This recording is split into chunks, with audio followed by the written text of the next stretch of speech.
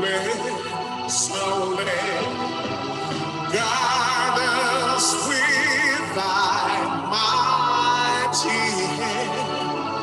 Keep us free from evil powers. Be our light through countless hours.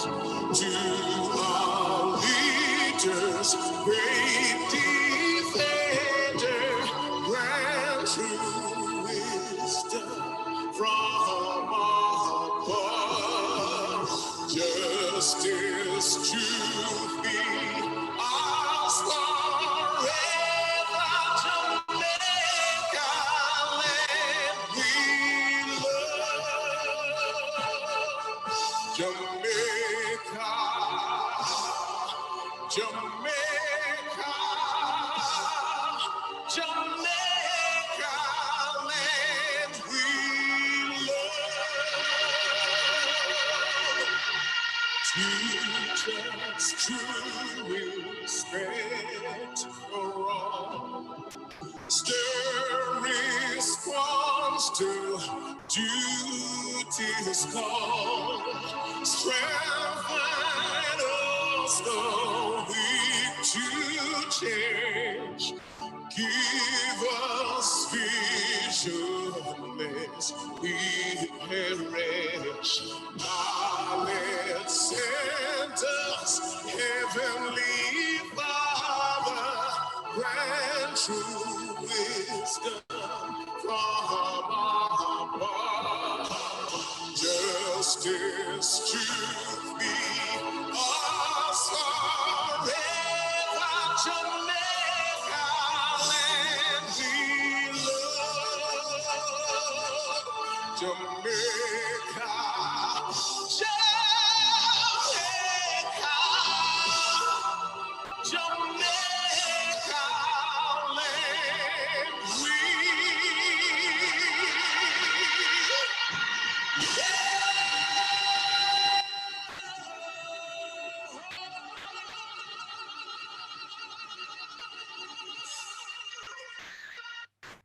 That rendition of the Jamaican national anthem was sung by recording artist Richie Stevens in 2013.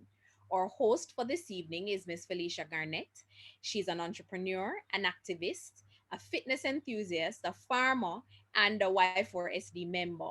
She's owner and operator of Well Clean Services. I now welcome and hand you over to Felicia.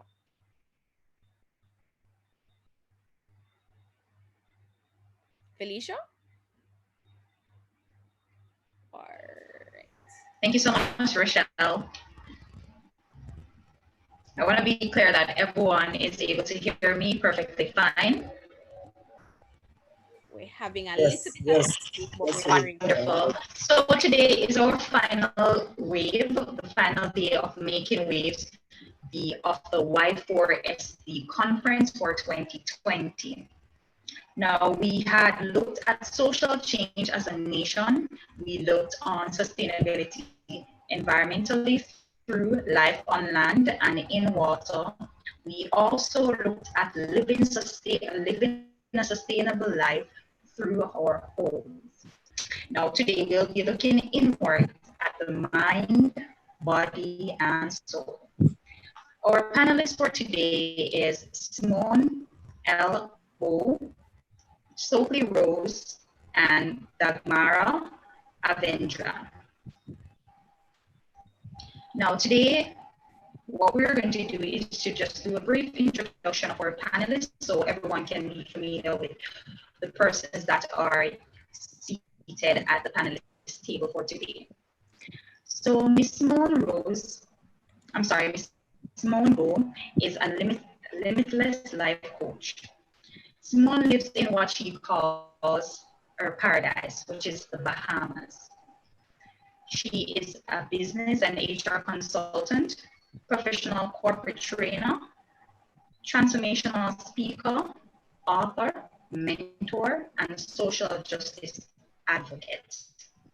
With a passion for the community, she looks on positive gender relations, She's also a philanthropist. She is a seasoned transitional strategist, personal power advocate, an educator, a newspaper columnist, a radio and television host. She was named as one of the top 31st Caribbean women to watch in honor of Women's History in 2016. Some of the work that she has done is Help, I Need a Job, a work readiness guide, by design, principles for choosing a career, and a real deal.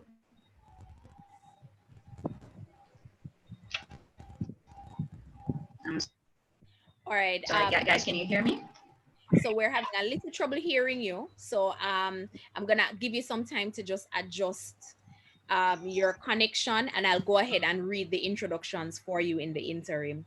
So Simone founded a women's empowerment organization called Recharge Empowerment Group, and a non-profit youth empowerment organization called Life Success Principles. Our next panelist, Stokely Rose, is owner and CEO of Train Fit Club. He has played an intricate part in bringing fitness to corporate Jamaica. His ideology that fitness is for the mind as well as the body has garnered him respect among his clients, so true, peers, and corporate Jamaica. Stokely is a certified personal trainer and fitness instructor whose greatest reward is to see his clients transform, not only physically, but mentally. Being a former student athlete, he is not new to the world of taking care of one's self sustainably. Having specialized in sprints and hurdles, this required a wholesome approach to eating well, working out, and resting sufficiently. He possesses the knowledge to drive and the drive to take his clients exactly where they aspire to be. Train Club has been in operation since 2009 and prides itself on the many activities that are offered to its club members, corporate entities, and fitness enthusiasts throughout the year. And finally, Dagmara Avindra first discovered yoga when she lived in Silicon Valley, California, and pursued her engineering career. In fact, most of her first teachers were yogis, engineers. Dagmara came to yoga to get stronger and more flexible. She stayed with yoga for the peace of mind, groundedness, and newfound courage, which changed her life in amazing ways. Yoga remained Dagmara's unwavering companion through continents and various career changes. Dagmara has been teaching for over 5 years, and she is delighted to share yoga and make it accessible for whatever reason students come to practice: lose weight, gain flexibility, get healthier. So they can discover all other countless beautiful layers yoga has to offer. Now that we have heard about creating social change as a society through sustainable marine and agricultural practices and sustainability at home, today we're going to be looking at the sustainable you, as Felicia said: mind, body, and soul. Please welcome, unmute your microphones, and welcome our panelists. All right. Thank you. Thank you. Really glad you're able to join us. Felicia, how is your audio now? Yes, are you able to hear me any better? Yes, we can. We can. Excellent. All right. So over to you. All right, just allow me a minute here. I'm switching between device. You know how it goes. All right, so thank you, Rochelle, so much for the introduction of our panelists today. And as we mentioned that we will be looking at mind, body, and soul.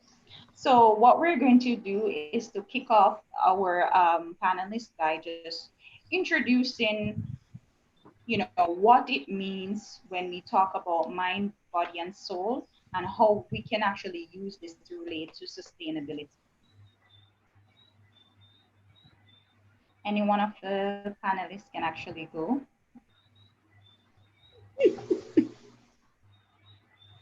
Okay, I can start if if that's okay. Then, first of all, thank you so much for inviting me, Rochelle, and thank you for introduction, Felicia and Rochelle.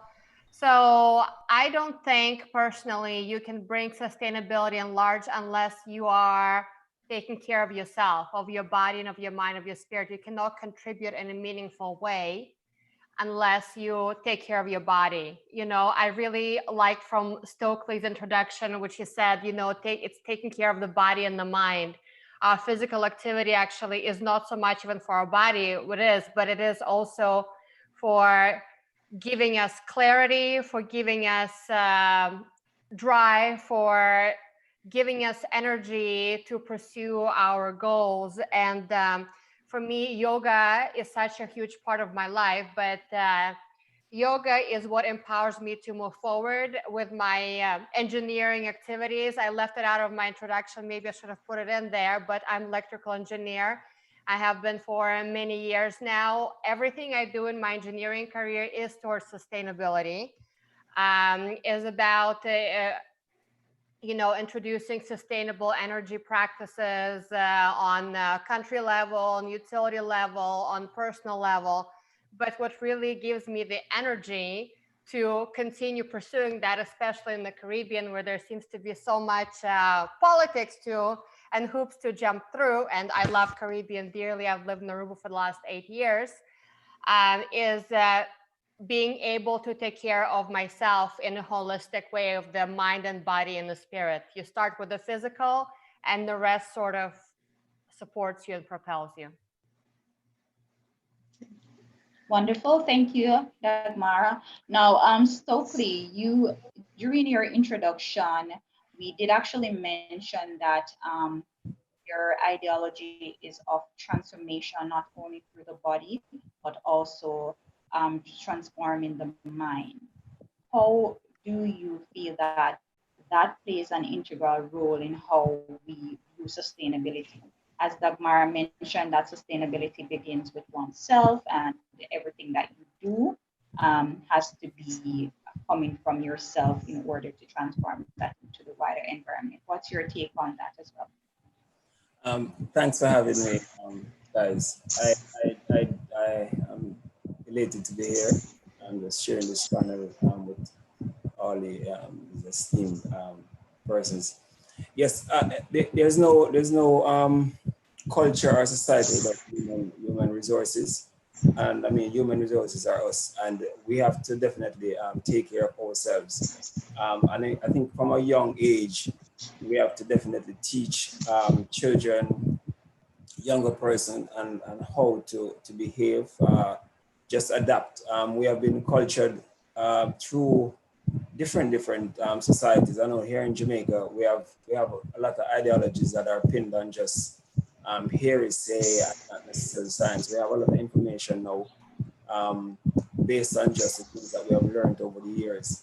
And for me, I've incorporated many of those things, including what my grandmother told me, the science, all the schooling that I've done, and I've realized that proper information passed on and just duplication and having person practice good habits from a young age really changes small societies, big communities, and eventually will change the world. Exercise for me has transformed my whole life, and I've seen it transform many persons.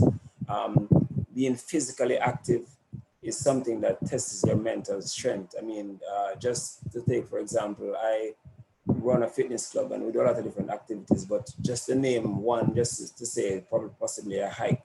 When you're you're hiking to a peak, you go through many mental stages, or if you're doing a run, a 5K, a 10K, you question yourself many times if you should be doing this. The stress that goes on your body, it affects you mentally. And when you're finished, you feel a sense of accomplishment, and that transcends into the wider world, how you approach your business, how you take care of yourself. You can hark back to those tests that you put yourself through gradually in exercise or just doing physical activity to push through generally with most things. So just holistically, exercise is a physical activity, but it also helps you mentally to shape your mind. And I really do believe that the young persons should engage in more physical activity.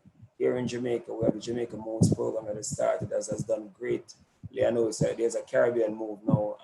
It has sensitized persons just about being active, not just being active, but eating properly and stuff like that. So definitely something that I believe in, and I will continue to fight the good fight here in Jamaica. Excellent. Thank you. And for Simone, what I want to ask is that how do we make taking care of self a priority, especially when everything else seems so busy? It's so funny you gave me that question. That's my daily dilemma. And I think it starts definitely from having a very strong sense of self and sense of purpose, because if you don't, then everything that comes up for you in your life will pull you in different directions. And so you have to have a core. You have to have that centered place in your life that everything spills out from, right? Because if you don't, then everybody's emergency, everybody's priority will now be yours. And what ends up happening is we tend to take on their stress, we take on their pressures, and then we start to feel guilty, and then we have all of these negative emotions. So it's very important to have a central focus, understanding who you are, understanding why you are, so that everything that you now align yourself with is tied to your higher purpose. So you are creating the necessary boundaries that you need in your life, right? Boundaries aren't really to keep people away. It's really to help people understand how to deal with you, how to approach you, how to respect you, understanding, what lines they can cross and what lines that they can't, right? And that can be as basic as very basic decisions about what you're going to do on a weekend.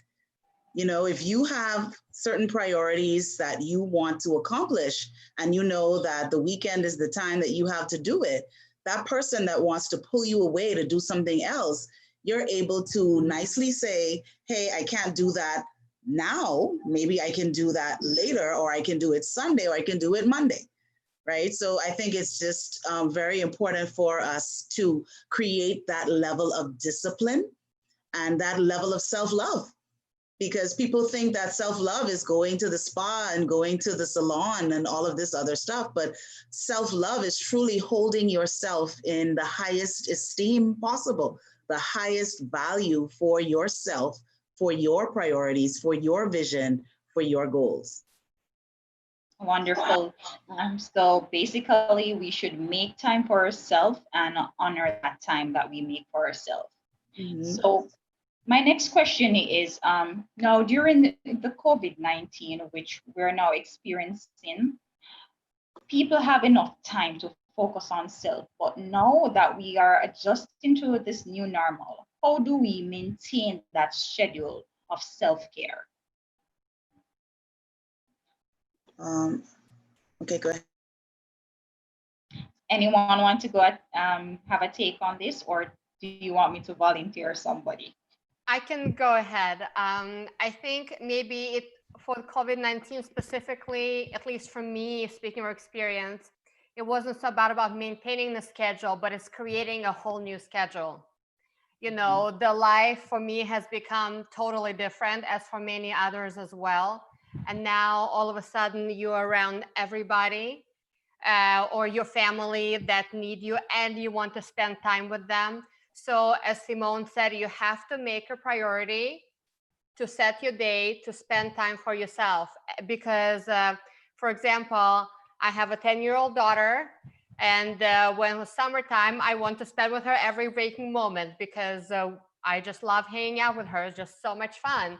But if I don't honor myself, if I allow myself to be pulled just by her needs and interests, I see it wears me out. So you have to be realistic, and you have to basically figure out when can you set the time for yourself, whether it's the morning, whether it's the evening, whether it's the afternoon. For me, for example, I always meditate in the mornings, and sometimes I would meditate a little bit later than usual with the new rules, and sometimes my daughter would already wake up. And I noticed whenever I skip that meditation time, my day, again, Simone, you said it so eloquently, it's just everything pulls me to pieces in every different direction. I'm no longer myself.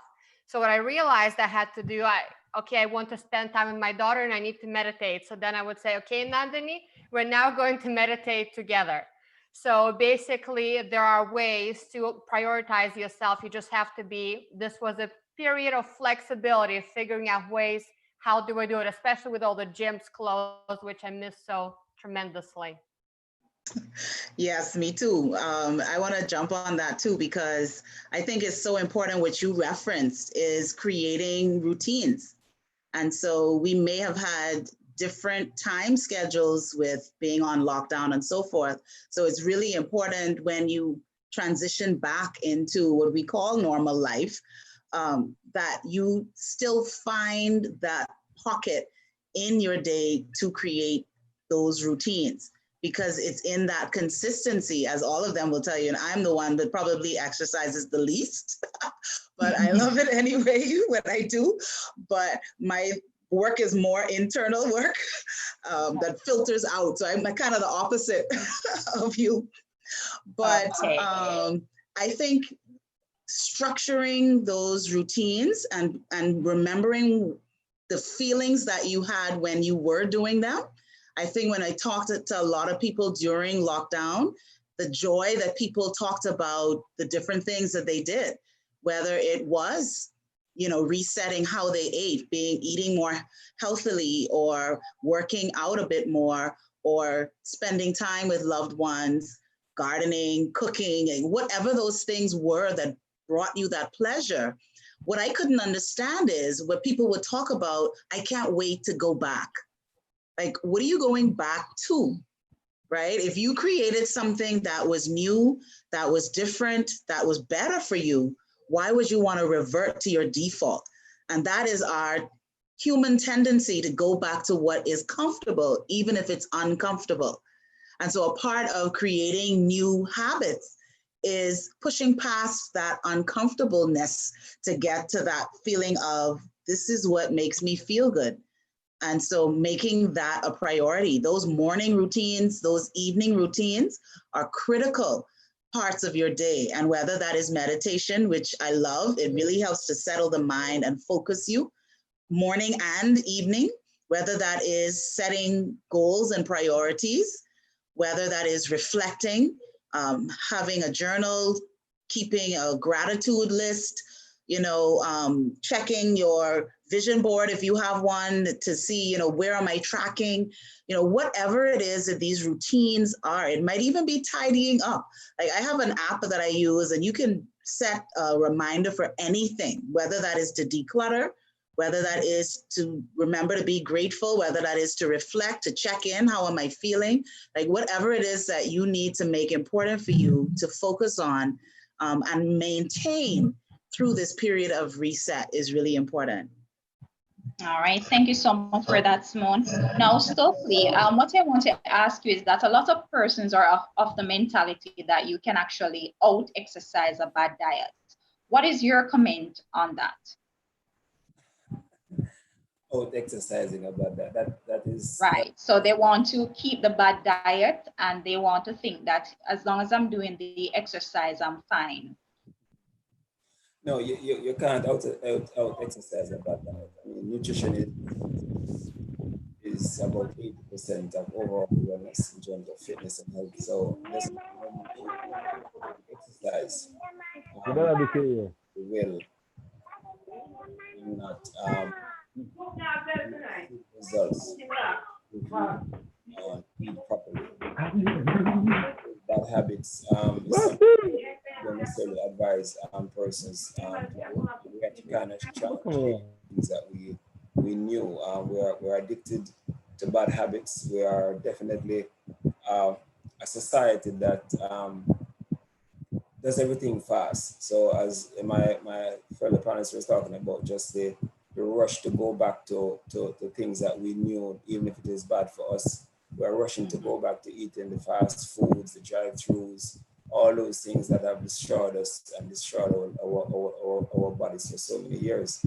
The COVID pandemic taught us many, many different things. And the persons who settled down, listened, focused, and just got into themselves and probably came out of this pandemic or will come out of this pandemic even stronger, but they would have learned things about themselves and about their families that you don't necessarily have to meet every deadline. You don't have to rush to do things and, and kill yourselves.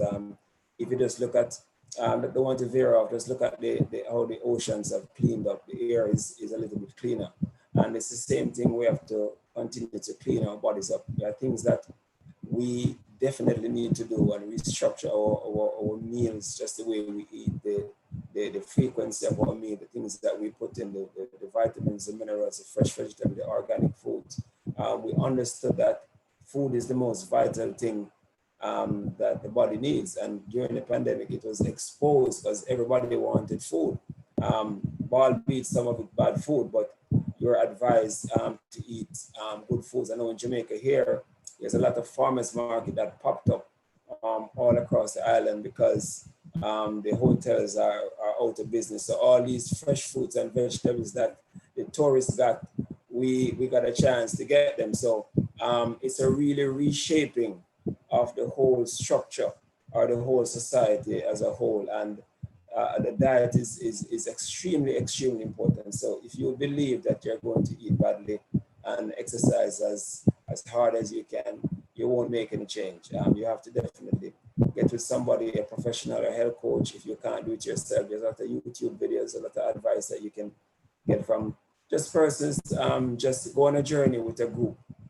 We have many groups here in Jamaica. Go on a journey with a friend. Find somebody that shares your passion, shares your journey, is on the same path as you to get healthier. Not necessarily lose weight, because losing weight is most times a fad that persons, but go on this journey, a spiritual journey, a journey that of renewal, taking care of your skin, your eyes, your nose, just your whole body. Focus on different parts of yourself and just work towards those things. Wonderful. So basically, the work starts from what you put inside your body. Now, Dagmara, what I want you to explain to us, because you mentioned that you make time to meditate, but explain to us or shed a bit more light on why is it important for us to meditate? Why is meditation so important? That's a great question. And I have to also say, meditation is one of the simplest and at the same time hardest things we can do for ourselves. It is so, it seems so psychologically difficult to sit down and be quiet, because our minds are racing a million miles a minute as we go through the days, as we're being bombarded by information from our phones, from our TVs, from our friends, from just wherever around us. And as we dissolve in all that information, we lose ourselves. We don't even notice how we lose ourselves. It just, we become what happens to us. But what meditation does, it helps you to reconnect with who you are. And maybe for somebody, it's not necessarily meditation. Maybe they can take a different path. But meditation is basically about quieting the outside, and listening what you hear from the inside. And at first, you will not hear anything. At first, you will hear, I'm uncomfortable sitting here. I'm bored. Is it going to be over yet? I'm hungry. I want to itch my nose. My butt is not comfortable sitting this way.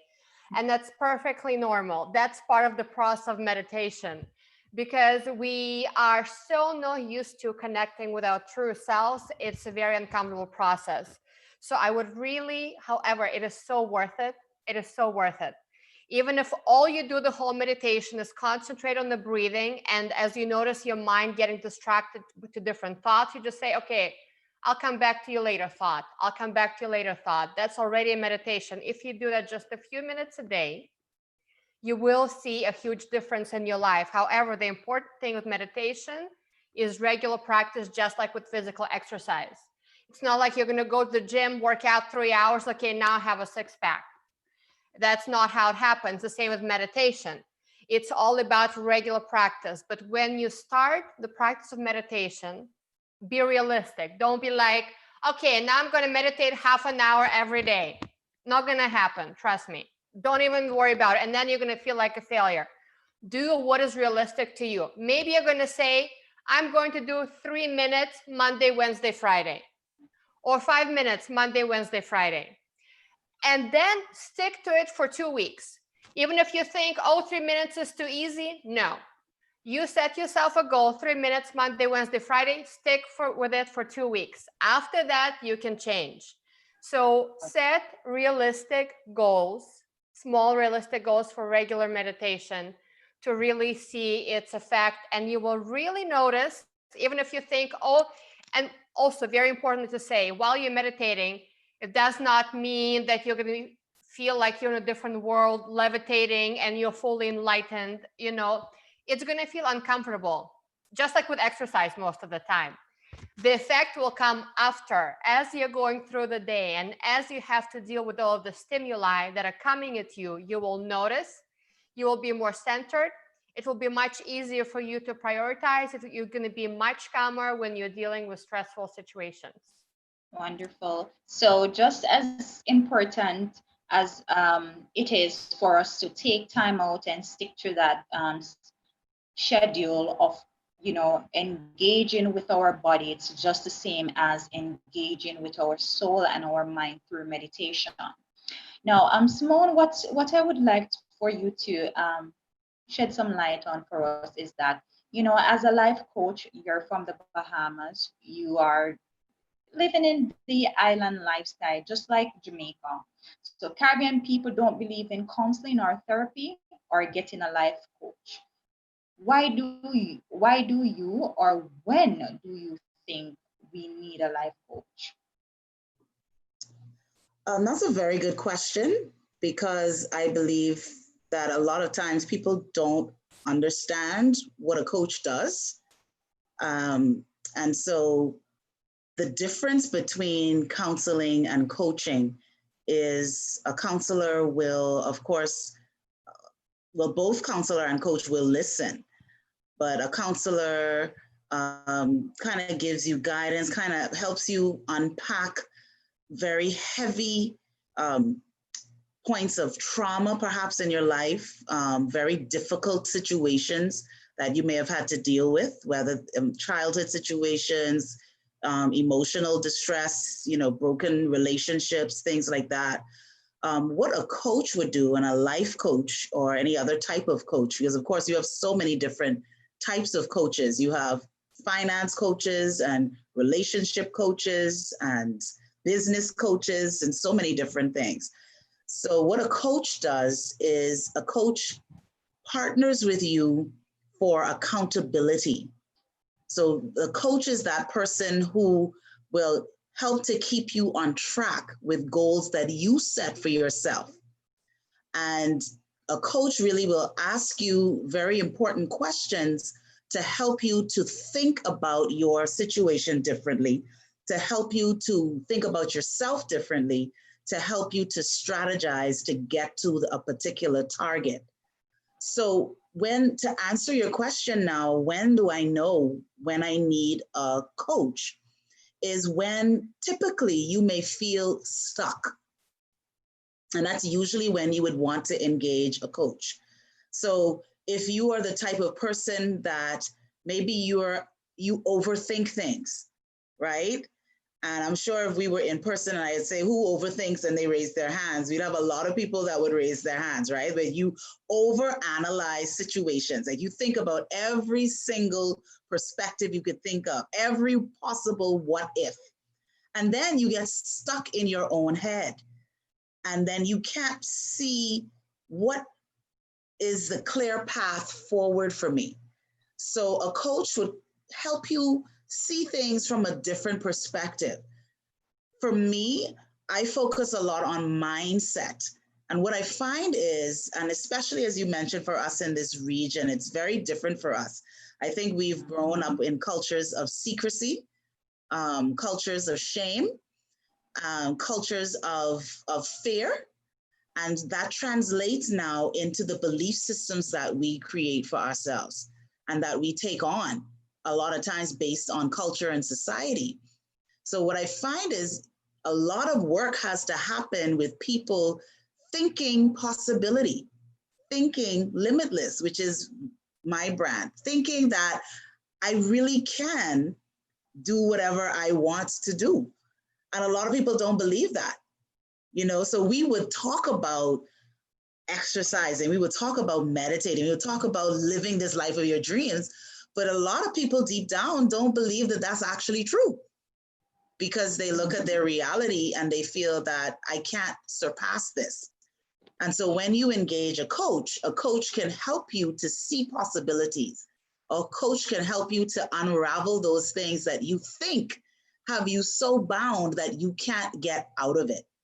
And it's amazing when you see people have that aha moment, like, wow, I didn't realize that I could think about this thing differently and that I could approach my life differently. So I think that that is one of the ways that you know you need an accountability partner to help to push you through to that next place that you want to get to. When you know that you're ready to transition, you know that you may be frustrated where you are, you need to get to another place and you don't know how.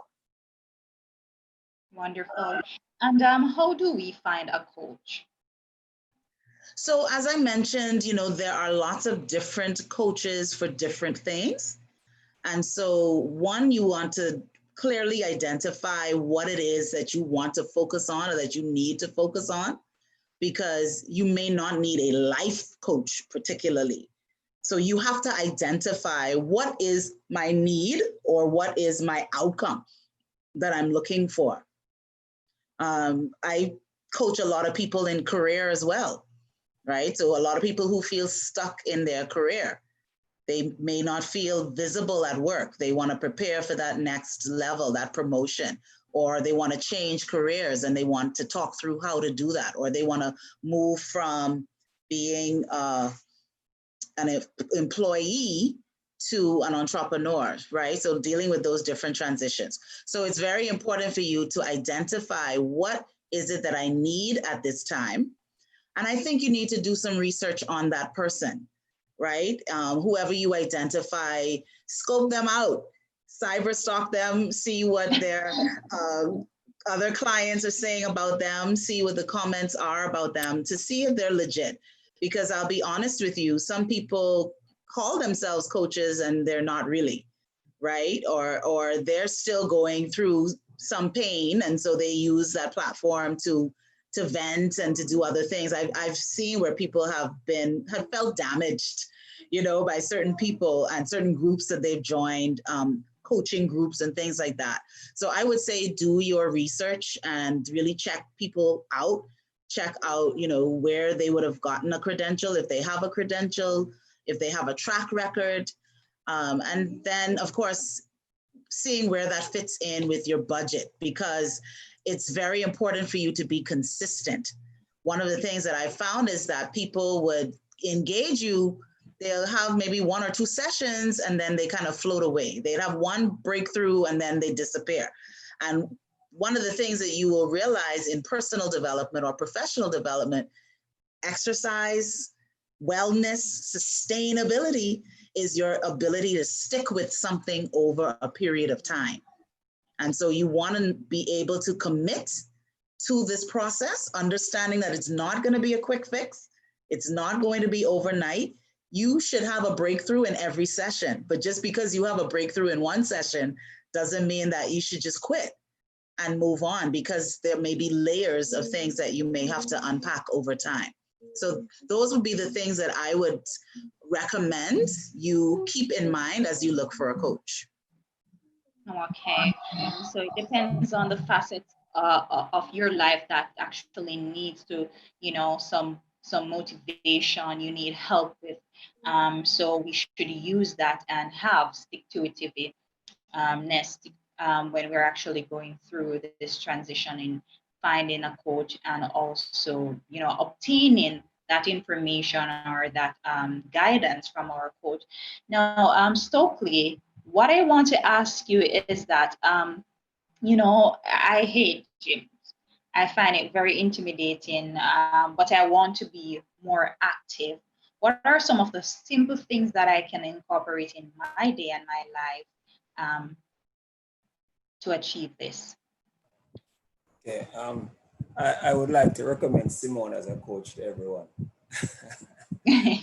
Yes. She's on point. She knows what she's talking about. Just listen to her. It's she's on point. And just to go back to what she's saying, just as how you have to stick with something. What has stuck with us over the years is just bad habits and systems that doesn't work. And just for you to say that you don't like gym, it's part of the issues. You don't necessarily have to love a gym, but you need to understand that you have to move and move actively. Just as how we like to consume a lot of foods, we definitely have to burn those calories and get those and eat properly, as I said in the earlier segment. As to the various activities that I try to incorporate in my regiment, I like to think that I don't necessarily grow up, and the things that makes life fun really are the things that we did when we were children. And I think it's after a certain age we kind of psychologically believe that we shouldn't do these things anymore. We are adults. We can't do those things. These are childish things. But just a simple thing as getting a chalk and drawing a hopscotch on the ground is something that everybody can relate to. And it's things that I do. If you look at preschools and the way they have the colors to stimulate the children, and it's a reason why those things are so. It's to brighten the minds and draw you to these things. So what I've done in my exercise regiment and throughout my club is to keep these things present, because I want to connect back to the things that are fun to you when you were young. The hopscotch, even a simpler thing. You might not like a gym, but if you go in a gym and the space is bright, the machines are bright colors, and they're the weights, and they're pretty. People are drawn to those things, even if they're heavy. And I can give you a testimony. I do a lot of boot camps, and it's not about the black, but you see a big black tires, and people get very intimidated by them, and they're saying mosquitoes in them, so clear, breeding all types of chikungunya, and I had to really. And even though the tires were treated, I had holes in them, no water, people just got very disgusted with them just by seeing them. I got some paint, I painted them in bright, beautiful colors, and let me tell you, I have people flipping tires that you didn't even understand. I mean, they're just like, oh my God, they're so pretty. Even when they're, oh, it's pretty, but it's heavy, man. But let me try and lift this pretty one, this nice pink one. So it's just to get persons' brain activated and getting them back to what they're used to, what they know. Back to the hopscotch, we have found all across the world, in South America and Africa, Chinese, they have different versions of hopscotch that I've kind of gotten and incorporated in my own training regiment. And the oldest of persons see it on the ground and want to try it, even if they can't move. Oh, let me do this. I've never seen this before. And it's just getting you active. People like to dance. Last week at one of my camps, there are so many women there, and they tend to get very frustrated when they're doing a squat. So I said, okay, after every resistance exercise, we're going to dance. And let me tell you, even when they can't squat, you want to see the people dancing and just having fun. So just getting them active, getting them used to the things that they enjoy very much. Just as though they enjoy the foods that they enjoy. You have to get persons back looking at things that are colorful, are playful, having them move, just as though you activate your children. We are activated just as adults using the same methodologies. So those are the things that we have to do. And I mean, these things are on my pages. They're all over the internet. The things that children do are the things that we need to just continuously do to keep ourselves active. May I supplement Stokely's answer as a non-gym person, a perspective of a non-gym person? Well, I have a question for you. So I think that you can incorporate your answer into this question as well. Now, as a Christian, I have always been skeptical of yoga and meditation. Most Christians are. So how do you use the tool but not the belief system? Well, that's a really good question.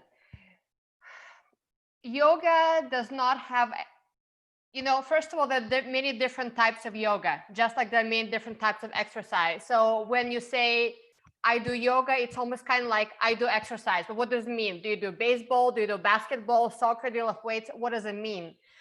So you need to find yoga that suits you. So originally, thousands of years ago, yoga originated from us just sitting still. We had to sit still and meditate, which is super hard. So then physical movement was introduced to kind of distract our body so we can allow our mind to clear. So actually in yoga, physical movement is a distraction from the fact that you're trying to meditate.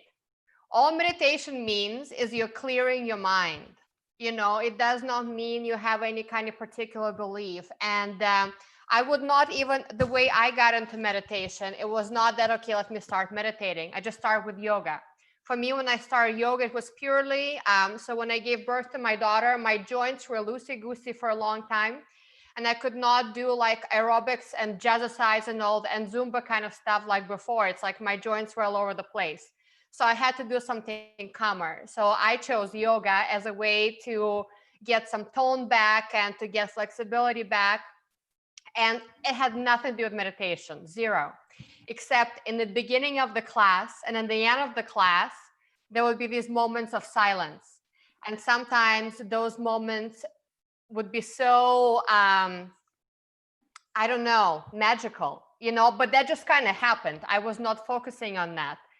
Also, as you move in yoga, you focus on your body because the instructor keeps telling you, do this, tailbone down, belly button in and up, release your shoulders, breath in, breath out. So you keep getting these very specific instructions you have to focus on, but they're very specific.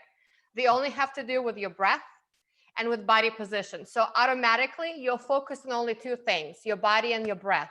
So all the external stimuli begin to disappear. Even the way your mat is positioned, the people around you, your yoga, your physical yoga practice becomes your meditation. And then all of a sudden, after you come into yoga practice, you were feeling stiff. Afterwards, you feel better. But what you notice, all of a sudden, your mind is energized. And that will make you more curious about, okay, well, let me explore meditation by itself. Again, this has nothing, and there are many different types of meditation as well. It has nothing to do with your religious domination whatsoever. It's about saying to yourself, I matter. I want to be clear what's important to me. I want to be clear who I am. And I think that will probably bring you more clarity in your place in religion as well, just because it brings clarity in everything kind of thing. And I just wanted to add to the previous question when you asked how do you incorporate exercise or gym when you don't like it? One of the things, of course, finding different variations. Like for me, for example, I found that I need to go to classes where people tell me what to do. An instructor tells me what to do and I just do it, you know, and then my mental burden of like, oh my gosh, I have to go to the gym, I have to use the machines or whatever. You know, somebody just boss me around. I'm going to do it. Here's my hour. The second tip would be find a gym that's conveniently located to you. Because I've tried joining gyms that are super pretty, but they're out of my way. I don't go. You know, find a place, maybe it's a simpler place, but where you will go because it's physically accessible. And the third thing is, if you really can't find any joy in physical exercise, just feel, oh, it's hard, because there are people like that, take pride in the fact that you're doing something hard, that you're doing something hard and you're improving yourself. You know, take pride with each time you live that way, to each time you go to that class, take pride in the fact that you are bettering yourself every single time you're there. Wonderful. All right. So what I'm going to ask is just from each of you, starting with you, Dagmara, being that you have commented on the last question that I had posed to you. What is one piece of advice that you would give to anybody who's trying to have a more sustainable self? You know, definitely, I would say give a shot to meditation, because that will help you in all of your pursuits. To me, it's like an umbrella, but as you start with it, start baby steps, 3 to 5 minute meditation 3 times a week. That would be my biggest thing. I've been telling my mom, who is 72, about meditation for years, and she just kind of waved her hand at me and I gave up. I'm like, I had to just recede. Finally, she started meditating. The woman is 72 years old. She feels her life changed entirely. So everybody, young, beautiful people, give a shot to meditation. That would be my one thing. Okay, thank you. And Simone, what would be your one piece of advice? My piece of advice, I actually put it in the chat. I was inspired by Stokely. And so when he said, you know, it's not about what I don't like, but it's about what you want. And so that is really about reframing your perspective, right? So the same goes to the question that you gave to Dagmara about meditation and yoga. You know, meditation is a religious practice. It's even a Christian practice, right? But if we think about things from a point where this is going to be bad for me, like I think we have to open ourselves to examine things and to see things for what they are, to see the benefits and the pros and the cons. And we can only do that when we explore and open our minds. And it's not to say that we open our minds to everything and we just go all over the place and go crazy, but it's just some things that we close ourselves off to is because of a limited understanding of it. And I shared that perspective as well about yoga, about meditation, until I tried it. And no, I'm not following a particular maybe Eastern religion, but there are properties and practices that is extremely beneficial. And so when I reframed my perspective about it, then I was able to benefit from it. Just like the person you talked about, you know, in their 70s and benefiting, I received better control over the mind, better control over the body. I found that yoga helped me to perform better in certain situations, like performing, like on stage, being in a photo shoot, believe it or not, and when people will ask you to hold a pose for a long time, it may sound silly, but you have such a sense of control and a sense of peace and a sense of calm that came from that practice. You know, it even helps your body to function better. So my thing is reframe your perspective. Check how you think about things. Think about how you think and reframe that to capture those things to help your life in a sustainable way over time. Profound piece of advice. And Stokely, what's your advice that you would give? Ladies, I've certainly said it all, but I think that just to add it to what they are saying, just with self-care especially, is learning to say no to to some of the things that we love. To the bad foods, to the bad friends, to the bad energy, and go on and try the unbeaten path. Go on things that do things sometimes that are outside the box. Look at persons who you emulate, or we spend a lot of time watching TV, looking at persons' lives, social media. Do something. Take your family out, and go to a summit. Go find a river. Go swim.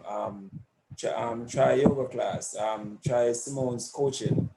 Just try something different. A lot of us have been stuck with our old ways and our old habits for many, many, many years, and because we're comfortable. We grew up hearing our grandmother say, "Yo, wash your face, and if you wash your face with rice water, you say duppy," and you believe it, and what I say. So it's a matter of just trying something new, and letting go of all these fables, the bad habits that we have. Cultivate good habits. Meditate. I do believe in meditation. Just sitting down and being still. I think a lot. A lot of things that I do, I put them in my brain and I mull over them.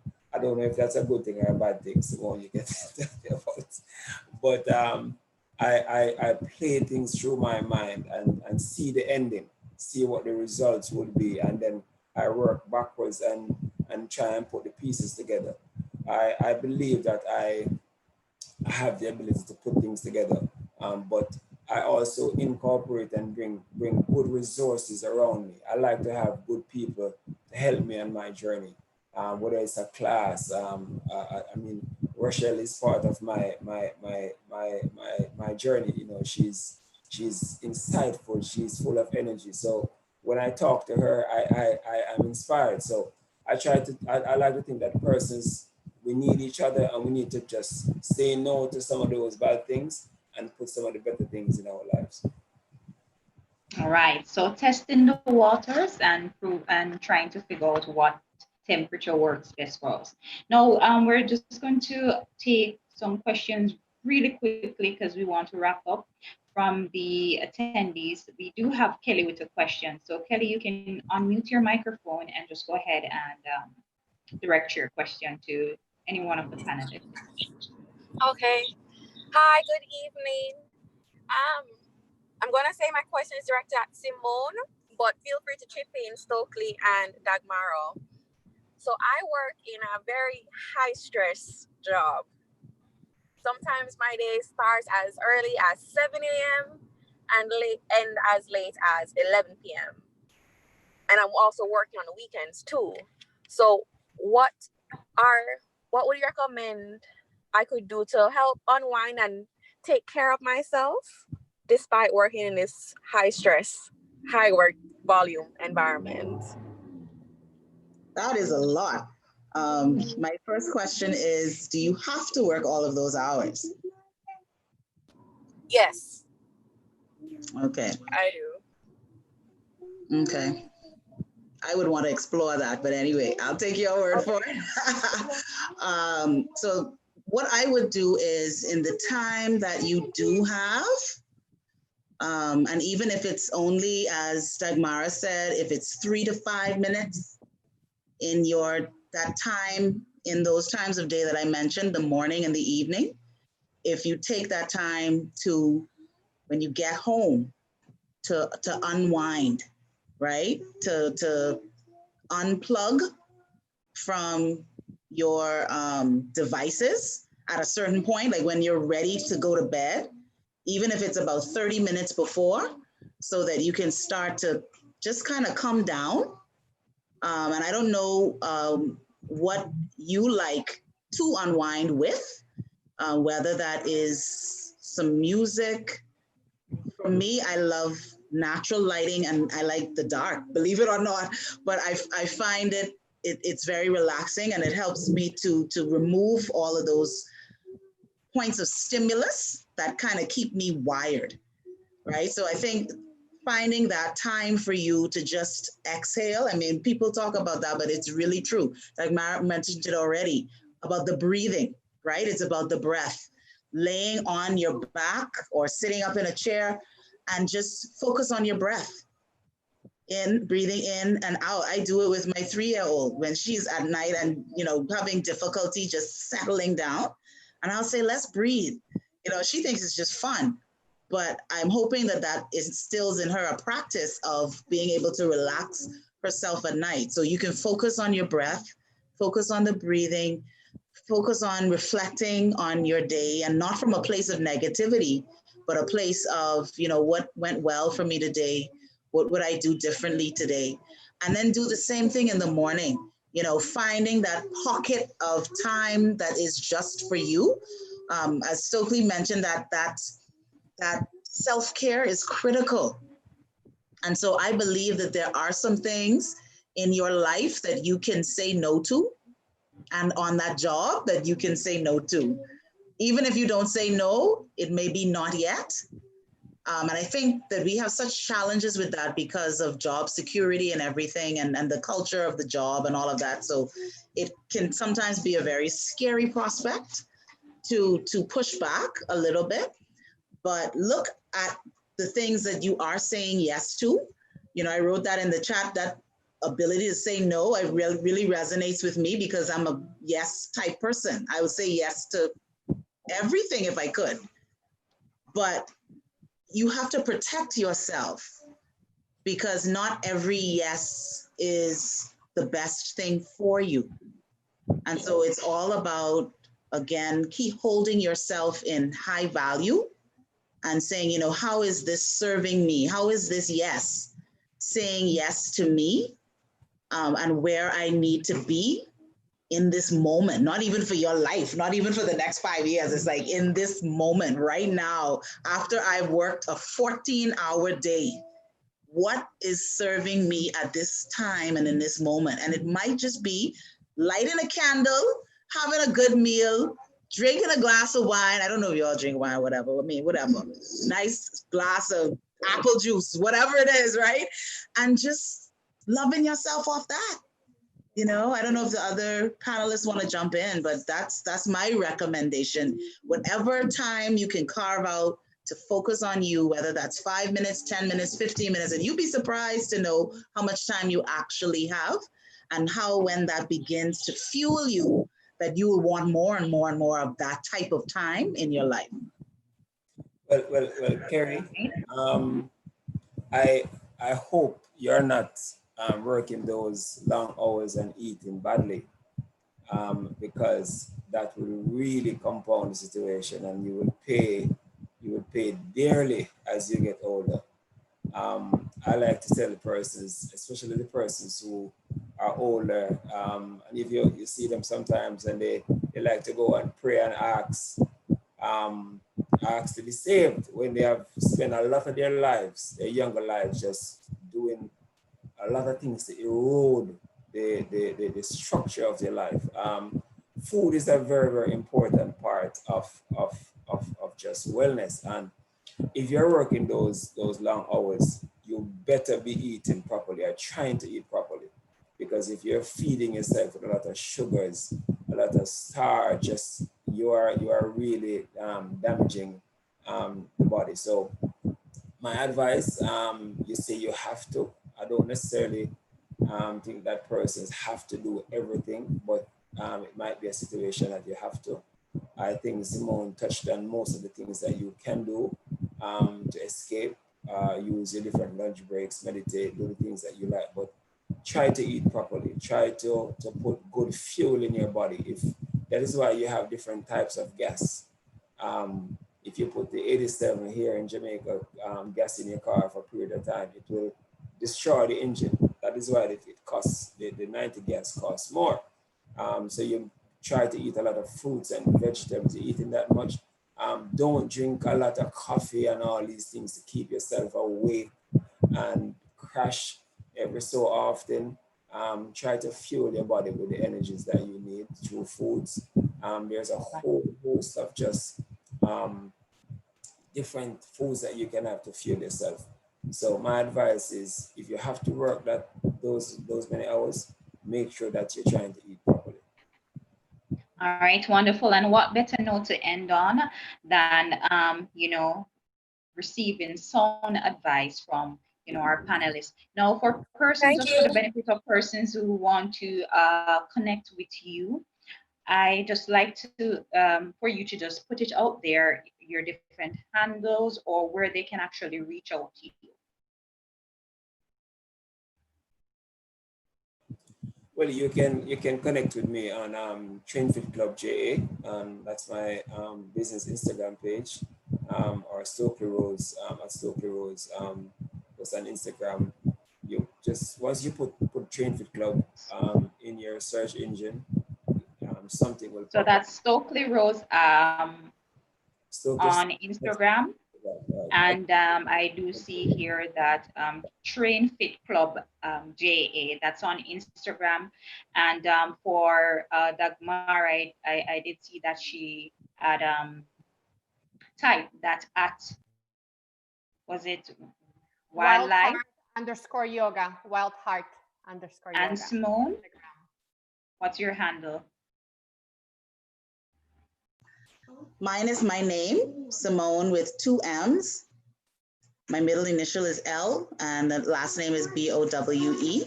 So I'm on IG, LinkedIn, under my name. All right, wonderful. I need to thank you guys for sharing a wealth of knowledge today on the panel. And also we would like to thank our sponsors, which is JPS Foundation and Jamaica Rums. And on that note, guys, continue to make wave, continue to lobby for sustainability and live a sustainable life.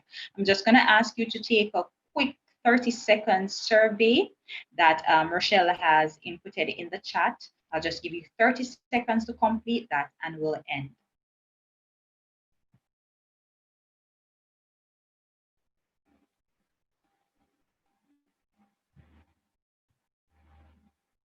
All right, so that should take care of it. And to all, wherever you may be, have a wonderful day, night, or evening.